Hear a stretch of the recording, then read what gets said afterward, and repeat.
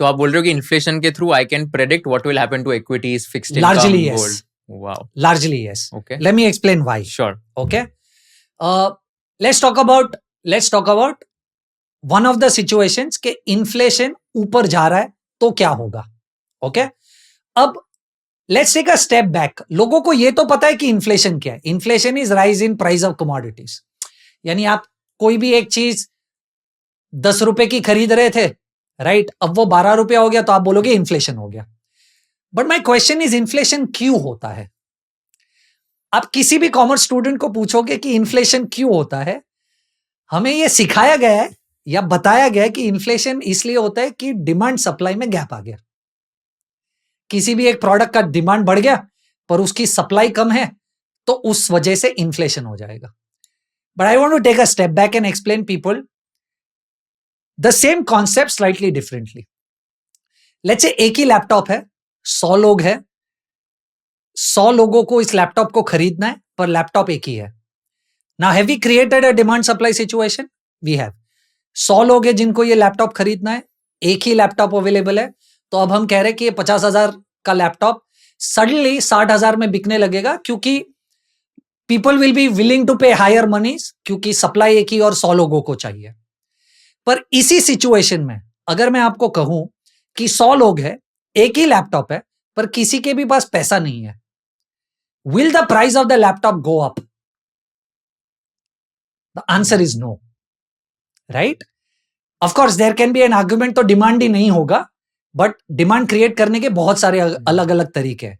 But look at this situation. एक ही laptop है, 100 लोग खरीदना चाहते हैं पर इनके पास पैसा नहीं है. क्या लैपटॉप का प्राइस ऊपर जाएगा? Technically no. इसका मतलब कि डिमांड सप्लाई में गैप होने के बावजूद प्राइस ऊपर नहीं जा रहा है. तो इन्फ्लेशन क्यों होता है? इन्फ्लेशन होने का एक कारण यह है कि डिमांड सप्लाई में गैप है. दूसरा कारण यह है कि मार्केट में लिक्विडिटी है. डिमांड सप्लाई अकेला मार्केट में इन्फ्लेशन को ड्राइव नहीं कर पाएगा. डिमांड सप्लाई के साथ आपको लिक्विडिटी चाहिए मार्केट में प्राइसेस को ऊपर जाने के लिए. ठीक है. अब एज अ सेंट्रल बैंक अगर आपका काम यह है कि इन्फ्लेशन ऊपर जा रहा है तो उसको कंट्रोल करना है, और अब आपको यह भी पता है कि डिमांड सप्लाई और लिक्विडिटी ये दोनों की वजह से मार्केट में इन्फ्लेशन ऊपर जा रहा है, तो आप इन दोनों को टैकल करने की कोशिश करेंगे. अब as RBI can you do anything with demand and supply? Technically no. आप वो 100 लोगों के पास जाकर ये नहीं कह सकते कि यार सप्लाई कम है, please don't show more interest two by. आप मैन्युफैक्चरर के पास जाकर ये नहीं कह सकते कि सप्लाई बहुत कम है, क्या कर रहा है यार, प्रोड्यूस कर ज्यादा. ये आप नहीं कर सकते एज आरबीआई. एज आरबीआई तो आपको दूसरे डेटा पॉइंट पे इंपैक्ट क्रिएट करना पड़ेगा जो है लिक्विडिटी. तो एज आरबीआई अगर आप लिक्विडिटी मार्केट में कम कर दें तो ऑटोमेटिकली ये डिमांड सप्लाई होने के बावजूद भी इंपैक्ट कम पड़ेगा. तो आप लिक्विडिटी कम करने के लिए क्या करते हो एज आरबीआई? आप लिक्विडिटी कम करने के लिए व्हाट यू डू इज आप इंटरेस्ट रेट्स बढ़ा देते हो. ओके क्यों? Today we are a consumer economy. आज एक डेनिम भी लेने जाओगे आपको नो ईएमआई फॉर 12 मंथ्स में मिलता है, राइट?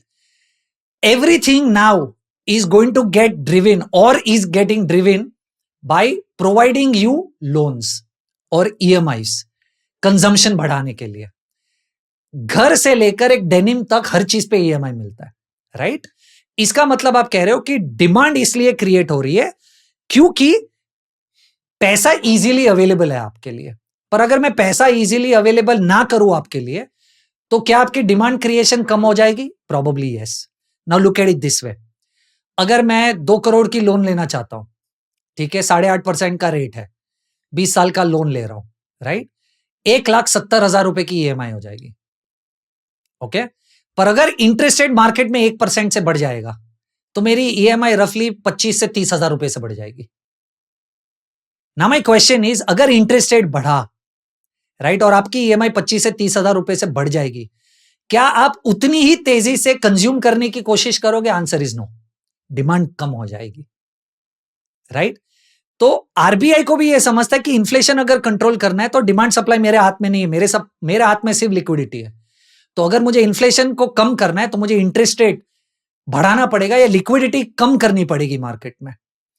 इसलिए you will observe always whenever inflation goes up, the first thing that RBI does is वो इंटरेस्ट रेट्स बढ़ा देता है, repo. If you learned something new from this video, do share it with your friends and subscribe to this channel so that we can bring you the best content possible.